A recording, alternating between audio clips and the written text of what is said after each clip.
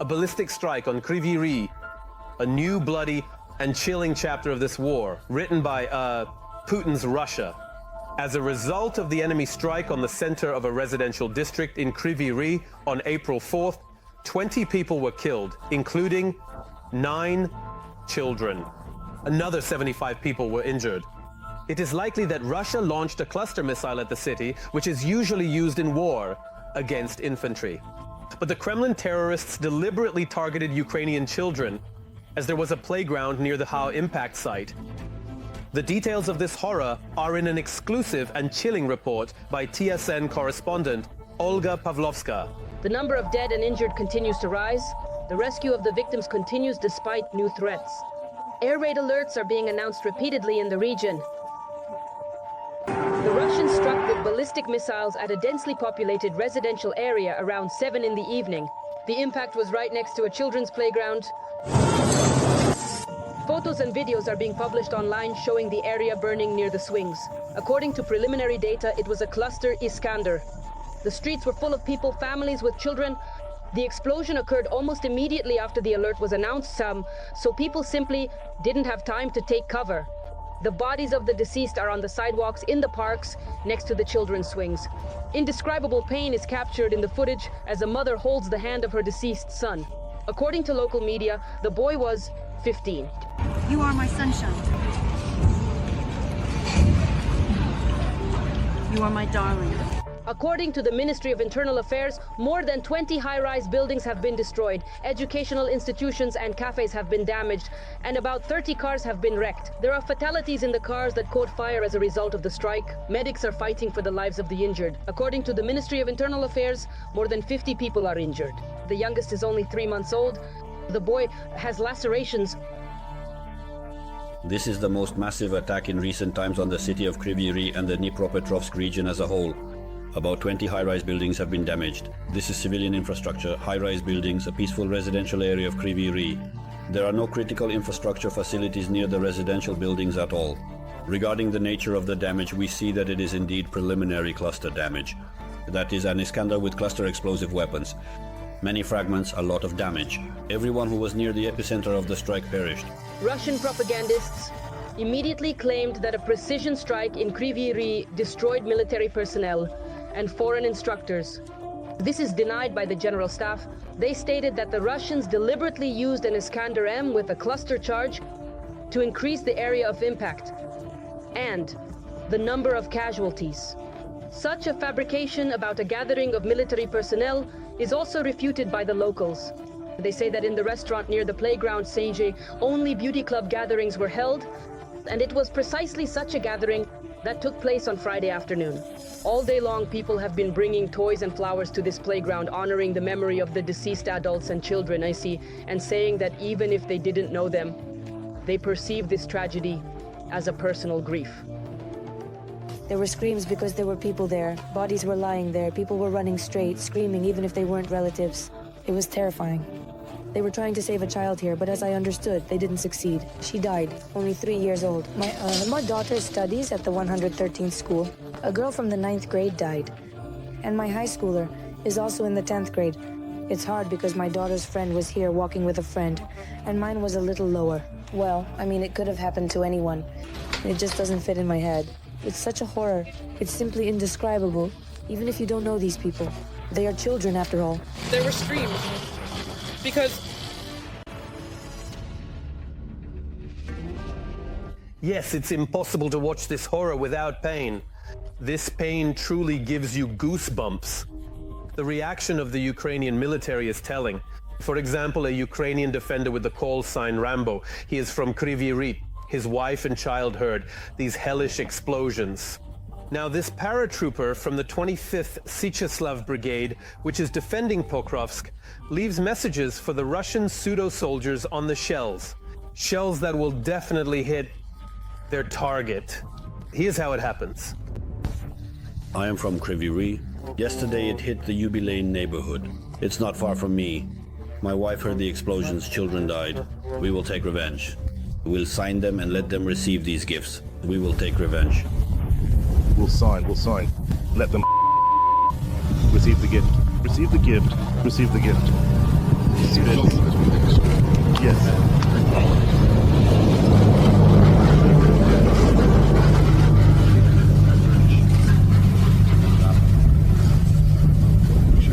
I think they will be pleased. Where exactly will these explosives fly to? These explosives will fly to the basements where there are concentrations of Russians. It's very cynical when the enemy is essentially fighting against unarmed people. It's completely unfair. It is. In principle, it's unfair to have such weapons that they have and we don't. We have to fight with what we know. Well, but we are very good at it. Where the 25th Brigade stands, they will not pass. That's for sure. I can responsibly declare that to you. You can responsibly declare good morning.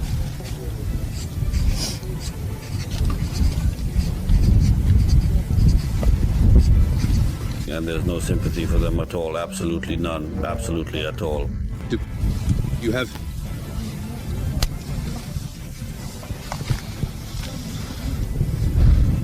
your own children?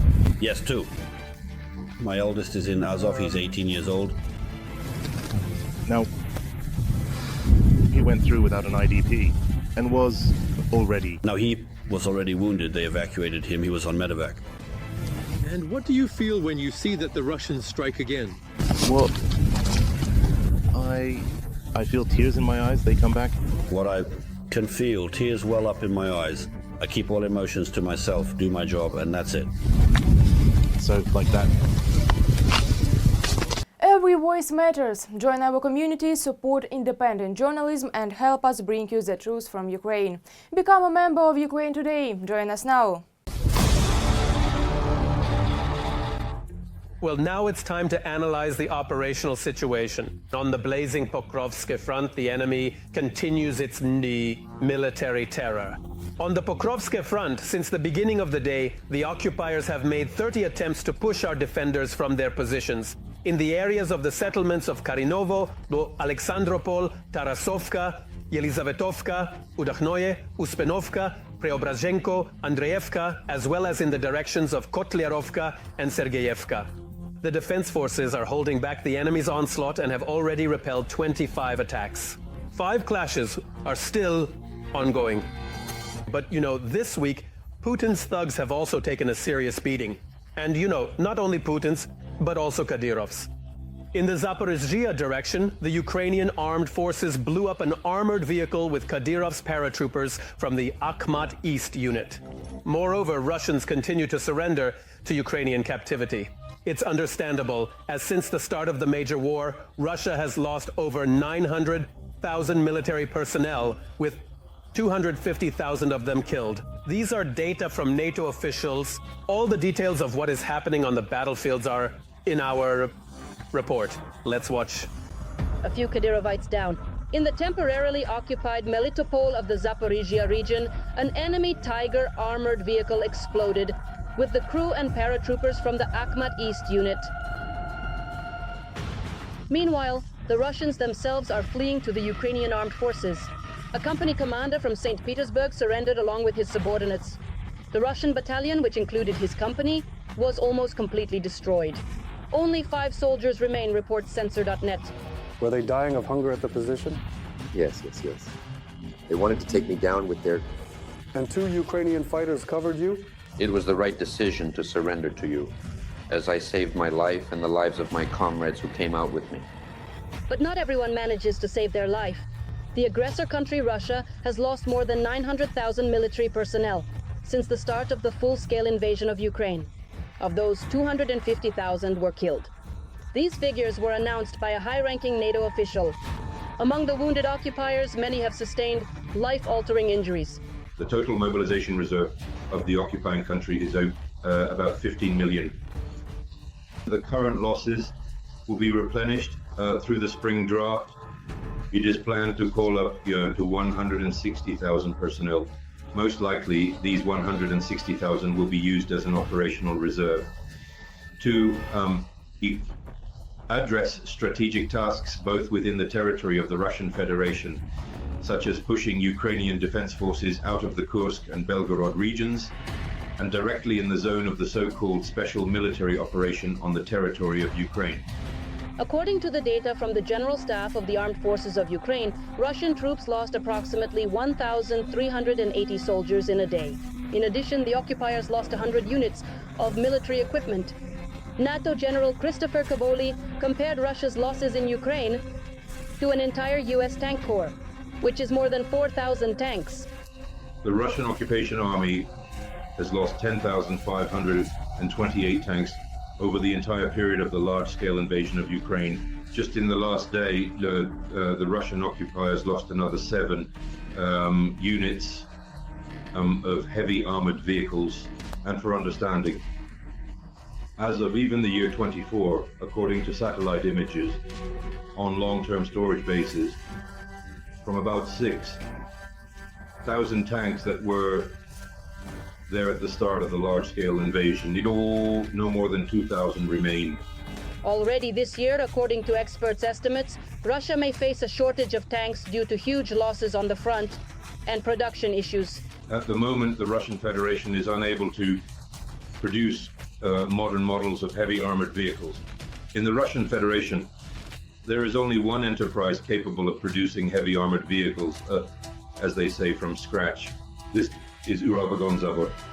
According to various estimates, the monthly production of T-90 tanks, the latest models of Russian armored vehicles, is no more than 10 units.